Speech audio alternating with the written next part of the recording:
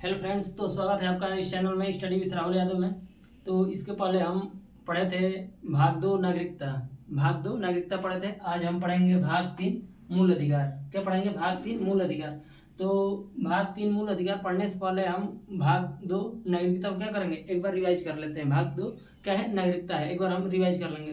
भाग 2 नागरिकता कहाँ से कहाँ तक है? अनुच्छेद 5 से अनुच्छेद 11 तक है। अनुच्छेद 5 से अनुच्छेद 11 तक क्या है? नागरिकता है। अनुच्छेद 5 में क्या कहता है? अनुच्छेद 5 में कहता है कि प्रारंभ में नागरिकता। 5 में क्या कहता है? प्रारंभ में नागरिकता। यानी जब संविधान लागू हुआ था, बना था 26 जनवरी 1950 को, तो उस समय भारत के अंदर जितने भी लोग थे सभी को क्या दिया गया? नागरिकता दे दिया गया, यानी प्रारंभ में नागरिकता। अनुच्छेद 6 क्या कहता है? परमिट रूल लागू कर दिया गया। अनुच्छेद 6 क्या है? अनुच्छेद 6 क्या है? परमिट रूल लागू कर दिया गया था 19 जुलाई 1948 को। अनुच्छेद 7 क्या है? अनुच्छेद 7 में ये कहा गया है कि स्वतंत्रता के बाद और संविधान बनने के पहले अगर आप भारत में आ गए तो आपको नागरिकता दे दी जाएगी। अनुच्छेद 8 क्या कहता है? तो अनुच्छेद 8 में बताया गया है कि आप विदेशी भ्रमण करें, नौकरी करें, बिजनेस करें तो आपको नागरिकता समाप्त नहीं की जाएगी। अनुच्छेद 9 क्या कहता है? अनुच्छेद 9 यह कहता है अगर आप किसी दूसरे देश की नागरिकता लेंगे तो भारत की नागरिकता क्या हो जाएगी? समाप्त हो जाएगी। अनुच्छेद 10 क्या कहता है? अनुच्छेद 10 यह कहता है कि जब तक आप कोई देश विरोधी कार्य न करें तब तक आपकी नागरिकता क्या होगी? खत्म नहीं होगी। अनुच्छेद 11 क्या कहते हैं कि अनुच्छेद 11 क्या कहता है? तो अनुच्छेद 11 कहता है कि नागरिकता संबंधी कानून कौन बनाता है? संसद बनाती है। और इसका जिम्मेदारी किसको सौंपी गई है? तो गृह मंत्रालय को। किसको सौंपी गई है? तो गृह मंत्रालय को। समझ गए? और नागरिकता किस अधिनियम पर आधारित है? तो जो हमारा नागरिकता है 1955 के अधिनियम पर आधारित है। किस अधिनियम पर? 1955 के अधिनियम पर आधारित है। ठीक है। नागरिकता कहाँ से ली गई है? तो ब्रिटेन से ली गई है। कहाँ से ली गई है? तो ब्रिटेन से ली गई है। ठीक है। तो आज हम पढ़ेंगे क्या? भाग 3 मूल अधिकार। भाग 3 मूल अधिकार। मूल अधिकार क्या होता है? तो जीवन जीने के लिए कुछ अधिकार की आवश्यकता होती है। जीवन जीने के लिए कुछ अधिकार की आवश्यकता होती है, उसे हम क्या कहते हैं? मूल अधिकार कहते हैं। मूल अधिकार। भाग 3 मूल अधिकार। इसको इंग्लिश में क्या बोलते हैं? Fundamental rights. Fundamental rights. Fundamental rights यानी मूल अधिकार। मूल अधिकार कहाँ से कहाँ तक है? अनुच्छेद कहाँ से कहाँ तक है? अनुच्छेद 12 से 35। अनुच्छेद 12 से 35 तक क्या है हमारा? मूल अधिकार है। मूल अधिकार अनुच्छेद 12 से 35 तक। इसको अंग्रेजी में क्या बोलते हैं? Fundamental rights. तो मूल अधिकार क्या होता है? तो मूल अधिकार जीवन जीने के लिए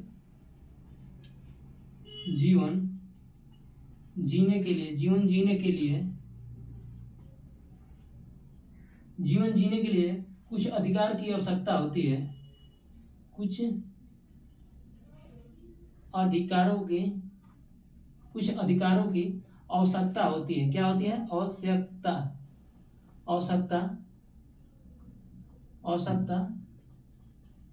होती है। उसे ही हम मूल अधिकार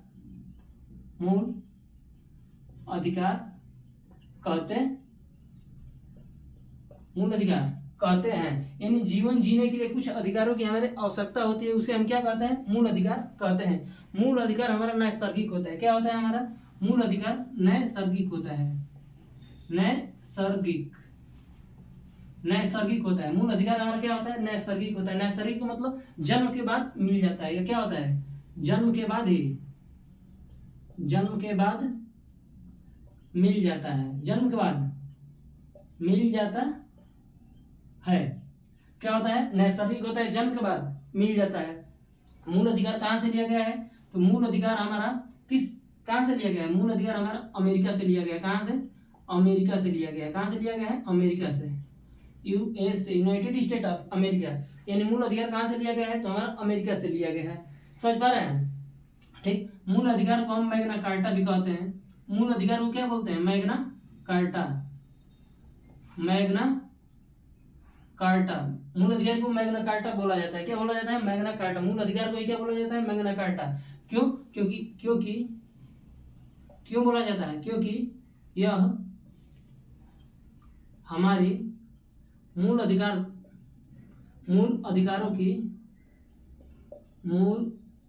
अधिकारों की रक्षा करता है। क्या करता है? रक्षा करता है।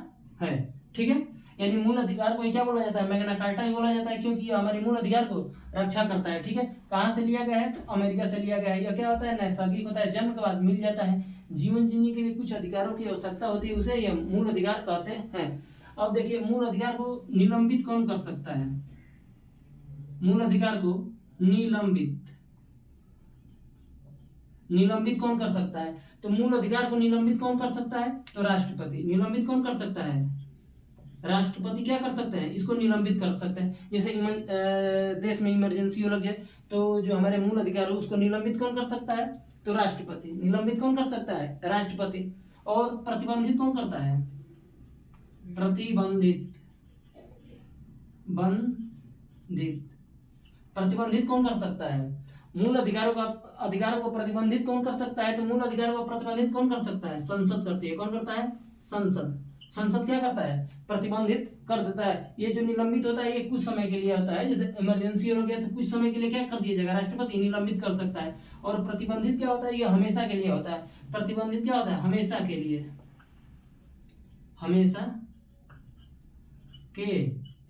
हमेशा के लिए प्रतिबंधित कौन कर सकता है, मूल अधिकार को हमेशा के लिए प्रतिबंधित कौन कर सकता है, तो संसद। कौन कर सकता है, तो संसद हमेशा के लिए प्रतिबंधित कर सकता है। जैसे देश में इंस्टेंट 3 तलाक को क्या कर दिया गया है, संसद ने प्रतिबंधित कर दिया गया है। जो इंस्टेंट 3 तलाक है, तलाक तलाक तलाक, भाई हस्बैंड विदेश में भी रहते थे, सऊदी में बैठे हैं, अगर वीडियो कॉल पे कर देंगे कि तलाक तलाक तलाक, तो क्या हो जाता था, तलाक हो जाता था। तो इसको इंस्टेंट 3 तलाक को क्या कर दिया गया, संसद से प्रतिबंधित कर दिया गया।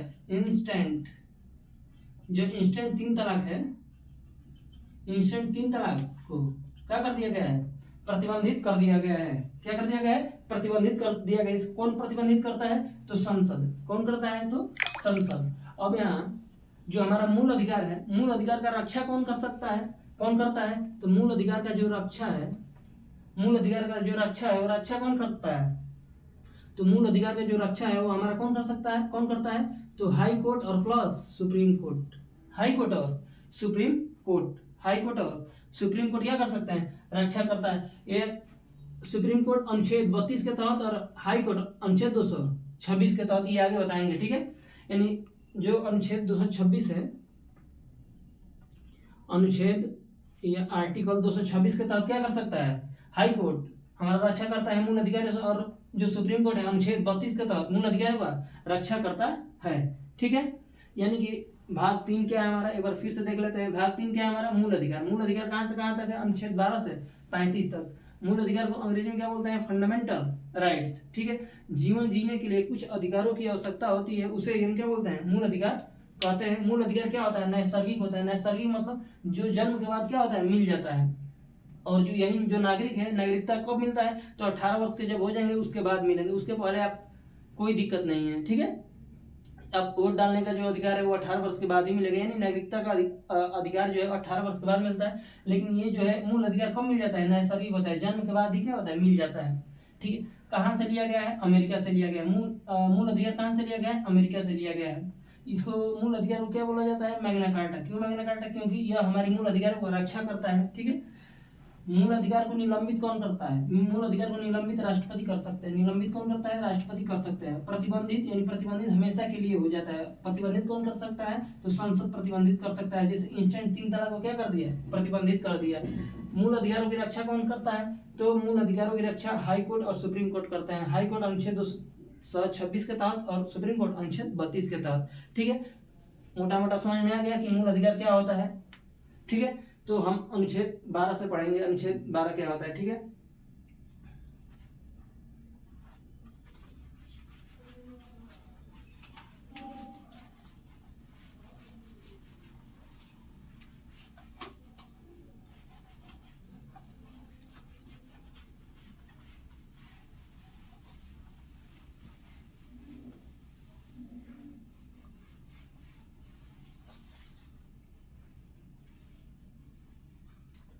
मूल अधिकार को क्या बोला जाता है, मूल अधिकार को फंडामेंटल राइट्स, फंडामेंटल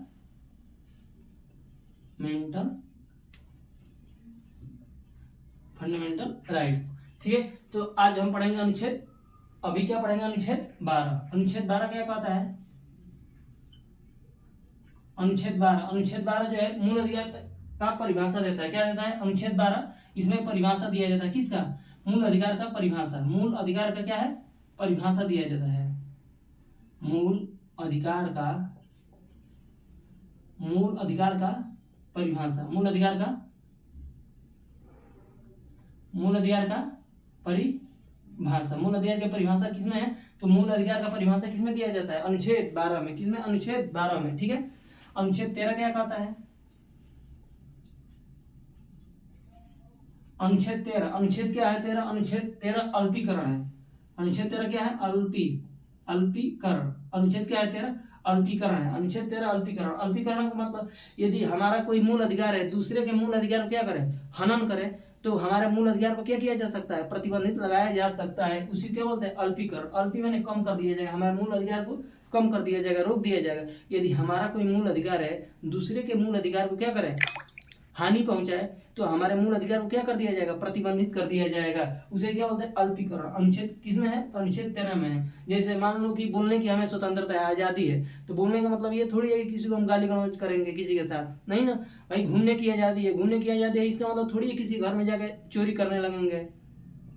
ठीक है। तो अल्पीकरण यानी जब अगर हमारा कोई मूल अधिकार है, कोई दूसरे मूल अधिकार को ठेस पहुंचाए, दुख पहुंचाए, तो हमारे मूल अधिकार को क्या कर दिया जाएगा? प्रतिबंधित कर दिया जाएगा। किसमें है? अनुच्छेद 13 में है। अनुच्छेद 13 में है। ठीक है। अब देखो अनुच्छेद 14 क्या कहता है? अनुच्छेद 14 विधि के समक्ष समानता। विधि के समक्ष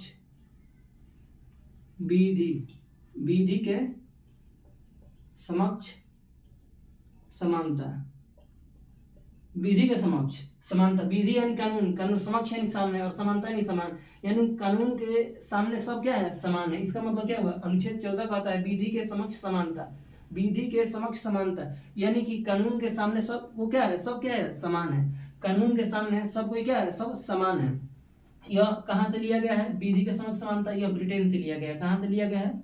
ब्रिटेन से लिया गया है। ठीक है। विधि के समक्ष समानता यानी कि कानून के सामने सब क्या है? समान है। कानून के सामने सब क्या है? समान है। ये कहाँ से लिया गया है? तो ब्रिटेन से लिया गया है। ठीक है। अनुच्छेद 15 क्या कहता है? अनुच्छेद 15 कहता है धर्म, जाति, लिंग, जन्म स्थान के आधार पर सार्वजनिक जगह पर क्या हो जाएगा? आधार पर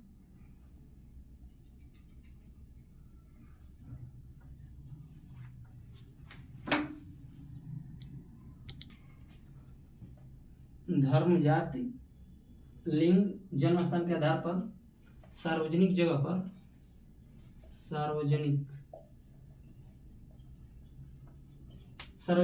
पर भेदभाव नहीं किया जाएगा। भेदभाव नहीं किया जाएगा। ठीक है। अनुच्छेद 15 क्या कहता है? तो अनुच्छेद 15 यह कहता है कि धर्म, जाति, लिंग, जन्म स्थान के आधार पर सार्वजनिक जगह का मतलब सरकारी स्थान। सार्वजनिक जगह का मतलब सरकारी स्थान। कोई सरकारी स्थान है, क्या है? सरकारी स्थान है, तो सरकारी स्थान पर भेदभाव नहीं किया जाएगा। अनुच्छेद 15 क्या कहता है? कोई किसी भी धर्म का हो, जाति का हो, लिंग हो, यानी कि मेल फीमेल हो, जन्म स्थान के आधार पर सार्वजनिक जगह पर, कहाँ? सार्वजनिक जगह मतलब सरकारी स्थान पर भेदभाव नहीं किया जाएगा। भेदभाव नहीं किया जाएगा। अनुच्छेद 16 क्या कहता है? अनुच्छेद 16 कहता है लोक नियोजन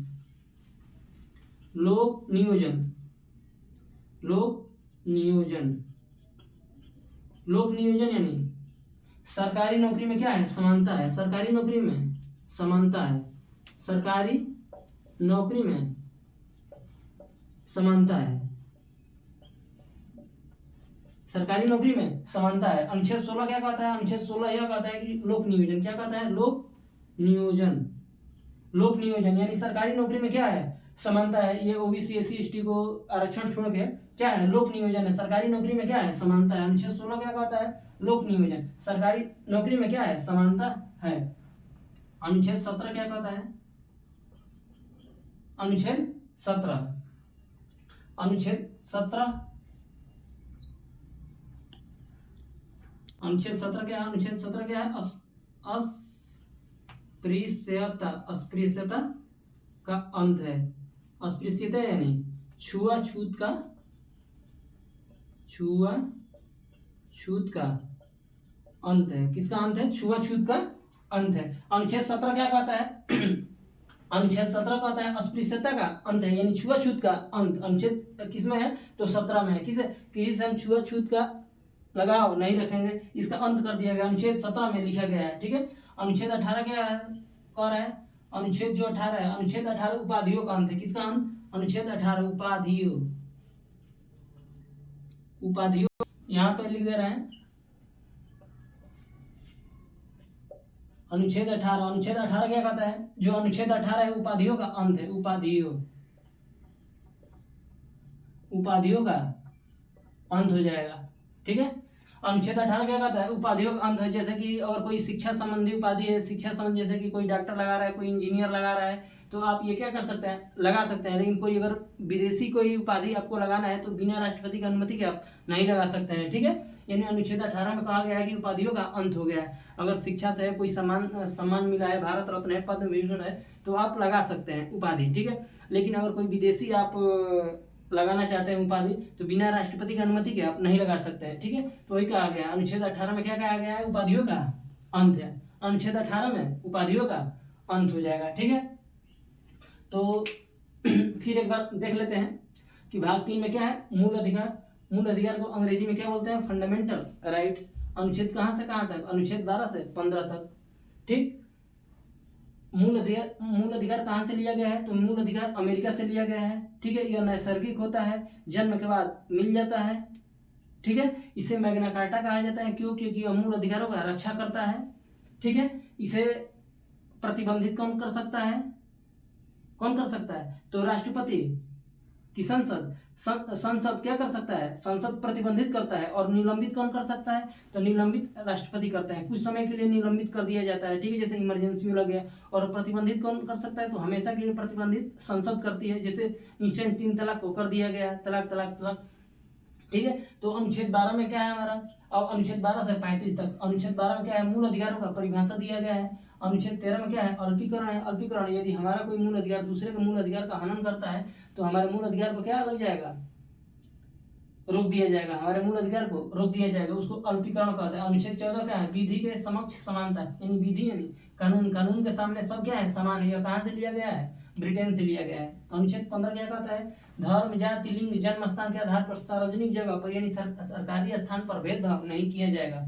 अनुच्छेद 16 क्या है? लोक नियोजन। लोक नियोजन सरकारी नौकरी में समानता। अनुच्छेद 17 क्या है? अनुच्छेद 17 कहता है अस्पृश्यता का अंत। अनुच्छेद 17 क्या कहता है? अस्पृश्यता का अंत यानी छुआछूत का अंत। अनुच्छेद 18 क्या है? उपाधियों का अंत। ठीक है। अगर ये पसंद आए video, like share and subscribe जरूर करें। ठीक है। धन्यवाद। जय हिंद।